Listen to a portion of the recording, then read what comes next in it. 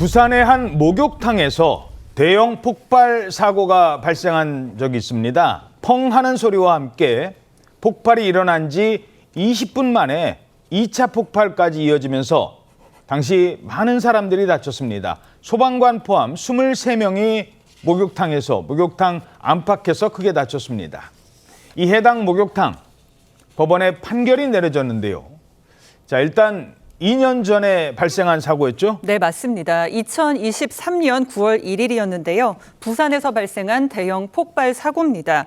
좁은 골목길에 있는 한 건물인데 갑자기 불기둥이 치솟으면서 폭발이 일어났습니다. 목욕탕이 있는 건물이었고요. 소방 관계자들이 진화 작업으로 불길이 잠잠해지던 순간에 또 한 번의 큰 폭발이 일어났습니다. 화염이 몰려든 인파를 덮쳤는데요. 1차 폭발 이후에 소방 관계자들과 시민들이 몰려들었는데 20분 뒤에 2차 폭발이 발생한 겁니다. 이 폭발의 위력은 목욕탕 외벽이 무너져 내리고 또 인근 주택의 유리창이 깨질 정도로 엄청났습니다. 소방대원들이 크게 다치는 등 총 23명이 부상을 입었습니다. 자, 그러니까 처음에 폭발한 이후 불이 잠잠해졌어요. 그러니까 뭐 소방관 포함해서 주변에서 무슨 일이 하고 가봤겠죠. 그때 2차 폭발이 또 발생한 겁니다. 지금 좀 깜짝 놀랐지. 지금 배랑 맞는 줄 알았다고. 1차적으로 불이 꺼졌다 생각하고 있는데 2차가 옮기는 거 뻥 하면서 불길이 막으로 옷이 순식간에 옷이 없어지더라고요. 예.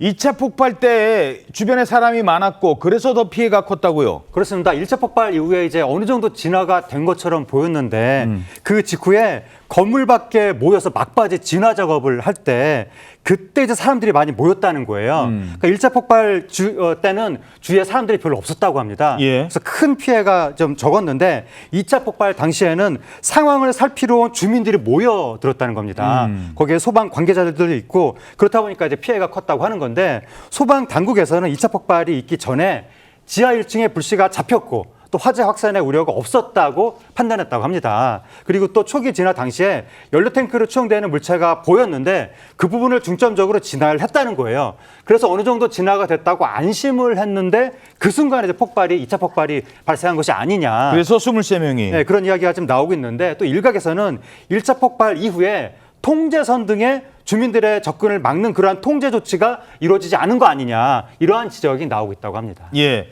아니 근데 세상에 목욕탕이 다 폭발을 하네. 사고 원인 가운데 하나가요. 싸구려 기름? 뭐 이런 이야기가 나왔다고요? 환기가 제대로 이루어지지 않은 목욕탕에서 유증기, 그러니까 기체 형태의 기름 방울이 새어나온 것으로 확인이 됐습니다.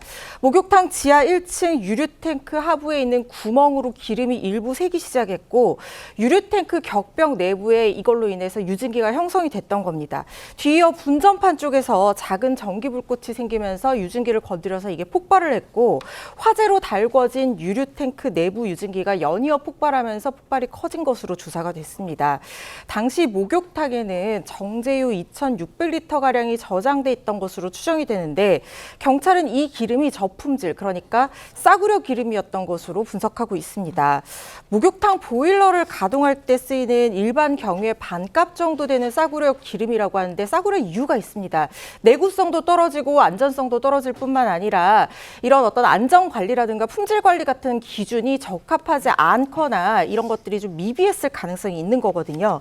이렇게 목욕탕 유류로 사용하기에 적절하지 않은 싸구려 기름을 썼다 보니까 이것이 화재 원인 중에 하나가 아니냐 이런 분석 나오고 있는 겁니다. 자, 그러니까 평소에 점검도 안 하고 그러니 유리탱크에 구멍이 생겼죠. 게다가 반값 기름 쓰고.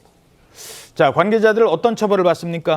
예, 이 목욕탕 업주는 업무상 과실치사 혐의로 재판에 넘겨졌습니다. 30년 넘은 낡은 목욕탕을 운영하면서 유류탱크에 구멍이 날 정도로 안전관리를 제대로 하지 않은 데다가 또 기준에 맞지 않은 연료를 사용해서 폭발 사고를 일으킨 혐의였습니다. 그리고 어제 이 재판에서 업주에게 금고 2년, 집행유예 3년이 선고가 됐습니다.